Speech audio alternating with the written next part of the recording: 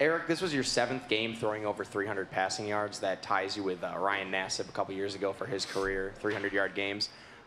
How exciting is it to be paired up with somebody who, obviously went in the 4th round of the NFL draft and seemed to be sort of the last great player to come out of Syracuse? It's awesome. I mean, I got nothing but respect for Ryan Nassib. I mean, his pictures in the weight room, so I'm always looking up at that kind of motivation. He was a great guy. I mean, about Syracuse football, that's like about the only guy I know because I was from Oregon, so I didn't know much about it, but I knew Ryan Nassib.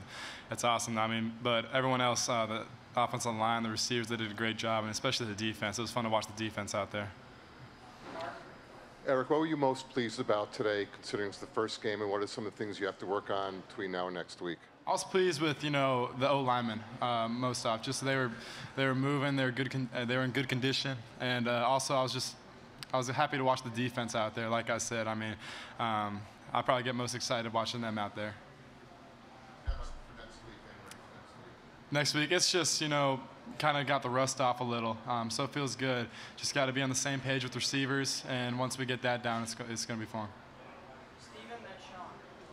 Hey Jordan, what was the transition like to safety during camp for you, and then to kind of, when Antoine got hurt, you saw a ton of reps in there today. What was it like to get all those reps and just kind of get acclimated?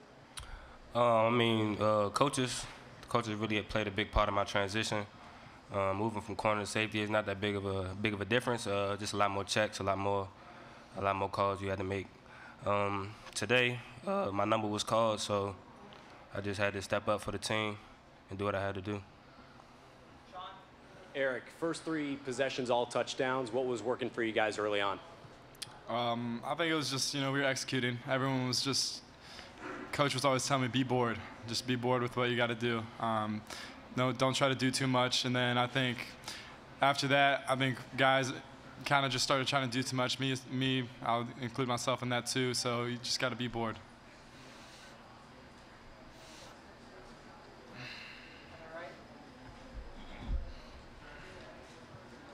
Eric, Coach Babers just said, when Eric gets out of the pocket and he runs like that, I get a little bit nervous. When you're running out of the pocket, are you ever thinking he's telling you go down, or what do you think about when you scramble on plays like that? I'm just trying to, get as many yards as I can, but trying to be smart at the same time. It's different taking a hit from a 290-pound D-end rather than, a cornerback.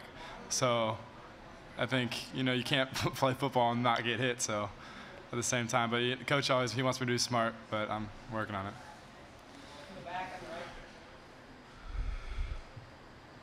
Eric, obviously replacing Amba's production from last year is always going to be tough, but what do you like about this group of receivers so far? What do you think you guys can do in this season, especially without Amba? What I like about it is, we were back in the locker room, and none of us were satisfied. We just felt we left way too much on the plate. I'm happy we got the win, but I just see so much room for improvement. So that's what I'm excited for, and the receivers see it as well. So that's what I'm excited for.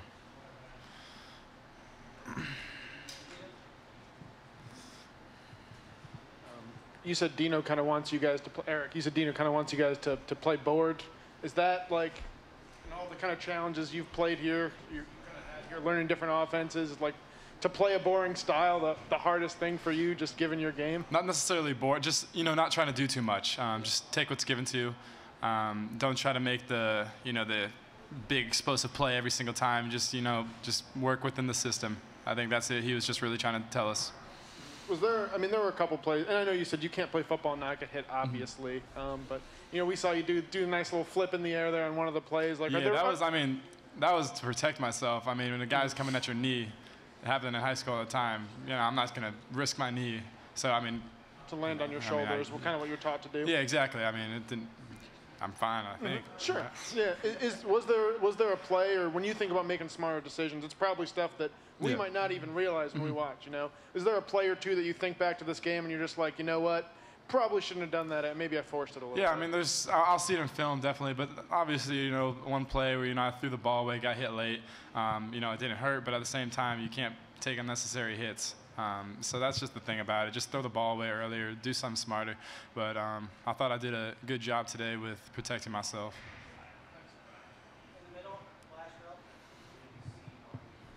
Jordan, can you just describe Antoine Cordy's leadership and what he means to your defensive unit as a whole? Antoine means a lot. I would definitely say he's the thermostat of the defensive back room. When he comes in, he sets the tone for us. And, yeah, I mean, his play speaks for itself. I mean, excuse me. I mean, his play speaks for itself. I mean, he's a high-energy guy. He brings a lot of fun to the defense. He brings a lot of good plays, a lot of big plays. That's why we call him a thermostat. I mean, he raises the temperature for all of us. Last question for Jordan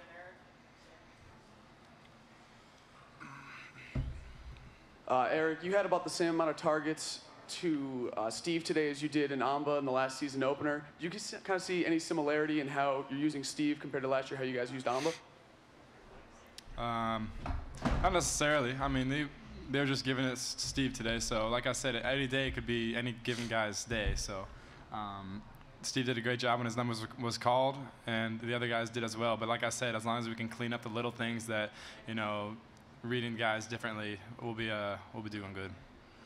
Jordan, Eric, thanks very much for your time. Thank you.